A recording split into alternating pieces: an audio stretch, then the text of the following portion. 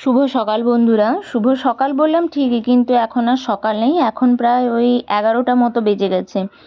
তো যা যা কাজ থাকে সবগুলো কাজ শেষ করে নিয়েছি প্রায় মোটামুটি। তো কাজ শেষ করে নেওয়ার পর এই যে রান্না বসিয়েছি, তো রান্না এখন শেষের দিকে। তো হয়ে গেছে, 3টে তরকারি হয়ে গেছে, আর বাকি এই পটলের দরমাটা বাকি আছে। তো ওই পটলের দরমাটা বসিয়ে দিয়েছি। তো আজকে প্রচণ্ড গরম, আমাকে দেখে বুঝতেই পারছো নিশ্চয়ই যে প্রচণ্ড গরম আজকে। আর রোদটাও সেরকম সেইভাবে বেরিয়েছে। তারপরে অবশ্য বিকেলবেলা বৃষ্টি হলো, কিন্তু রোদটা সেই রকমভাবেই বেরিয়েছে, প্রচণ্ড গরম। যাই হোক, আমি তরকারিটা বসিয়ে দিয়ে এ ঘরে চলে এসেছি। তো আজকে হলো নিরামিষে আজকে হয়েছে ডাল, এই যে আলু সেদ্ধ দেখতে পাচ্ছ, উচ্ছে ভাজা একটু অল্প করে হয়েছে, আর হয়েছে শাক, মানে শাক পোড়া, মানে শাক, শুধু শাককে সর্ষে বাটা দিয়ে শাক পোড়ার মতো, আর হয়েছে শুক্তো। আর এখানে এই তরকারিগুলো আছে, আর ওখানে পটলের দরমাটা বসিয়ে দিয়ে এসেছি। তো এখন প্রায় হয়ে গেছে, তখন 12টা 12:30 মতো হয়ে গেছে। তো পিসিমণি সেখানে খেতে বসে গেছেন। তো তারপরে দেখো কুচুমাকে দেখে নাও, ও এখানে এই যে ও দাদার সাথে খেলছে। তো এখন কি করেছে না, দাদার মাম্মাম সেজেছে, মানে মানে আমার শ্বশুরমশাইয়ের মা।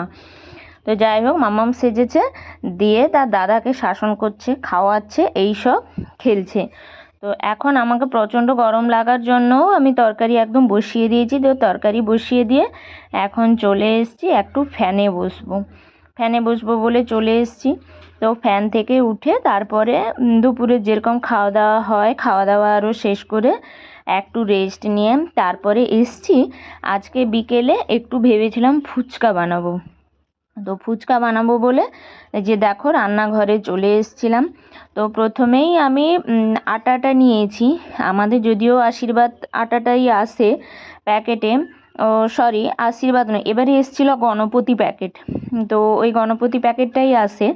তো ওই আটাটা এলেও, ওই কেনা আটাটা এলেও, ওই কেনা আটাটাকে একটু নেট দিয়ে চালিয়ে নিয়েছি, যাতে ফুচকাটা খুব ভালো হয়। মানে আমি আজকে দেখেছিলাম ইউটিউব থেকে, তো ইউটিউব থেকে দেখে বানাচ্ছি। তো আমরা জানি যে একটু সুজিও মাখানো হতো, কিন্তু আজকে দেখলাম যে না, সুজি দেয়নি, শুধু আটা দিয়ে তৈরি করছে। তাই আমিও আজকে একটু আটা দিয়ে তৈরি করলাম। প্লেন আটাটাকে চালিয়ে নিয়েছি।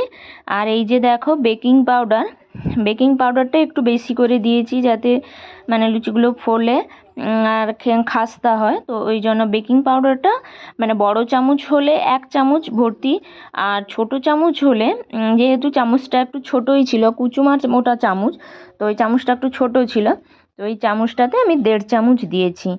আর অল্প অল্প করে জল দিয়ে মাখিয়ে নিচ্ছি।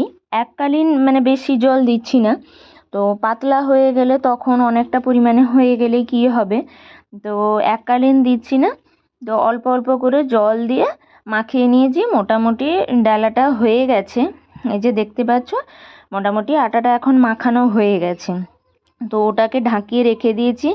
আর দেখো দুপুরবেলা রান্নার পরে আমি আলু পুড়ে রেখেছিলাম, মোট 6টা আলু আমি পুড়ে রেখেছিলাম।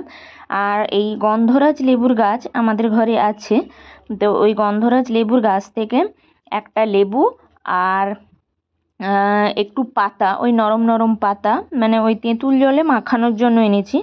তো ওইগুলো তুলে এনে রেখেছিলাম। আর পরেই আমি আলুটাকে মাখিয়ে নিয়েছি, আলুটাকে মাখিয়ে দিয়েছি কাঁচা ছোলা। ধনেপাতাটা ছিল না, ধনেপাতাটা থাকলে ভালো হতো। কাঁচা ছোলা, নুন তেল যেরকম দেওয়া হয় ওই রকমই। আর একটু মশলা ভেজে রেখেছিলাম। তার মেন মশলা হলো ধনে, গোটা ধনে, আর কাঁচা পানমৌরি, আর হালকা অল্প করে একটু জিরে, আর শুকনো লঙ্কা কটা, আর তেজপাতা। এইগুলোকে আগের থেকেই মানে ভেজে গুঁড়ো করে রেখেছিলাম। তো ওটা দুপুরে করে রেখেছিলাম, তো সেই জন্য তোমাদেরকে দেখাতে পারলাম না।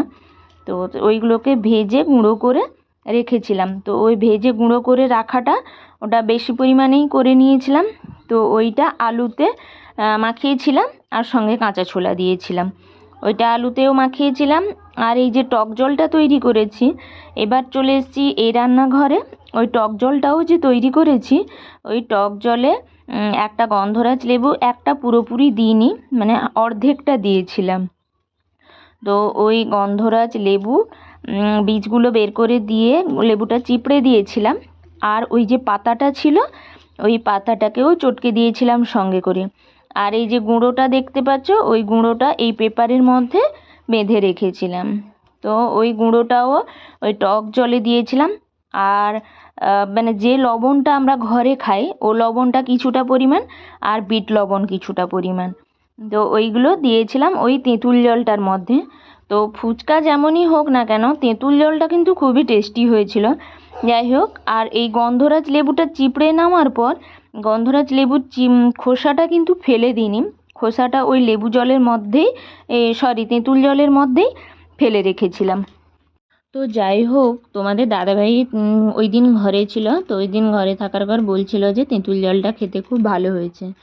তো দেখো ফুচকাগুলোকে তারপরে ওই আটাটা যে নিয়ে গেছিলাম, আটা টেলাটা, ওটাকে আর একটু ভালো করে ঠেসে নিয়েছি। তো ভালো করে ঠেসে আরও নিয়ে ওটা ফুচকায় যে বেলে ভাজছিলাম। আর তারপরে দেখো ফাইনালি ফুচকা তৈরি হয়ে গেছিলো। তো সামনে সদরে এসে বোন, আমি, কুচুমা সবাই মিলে এই ফুচকা খেতে বসে গেছি আমরা, দেখতেই পাচ্ছ।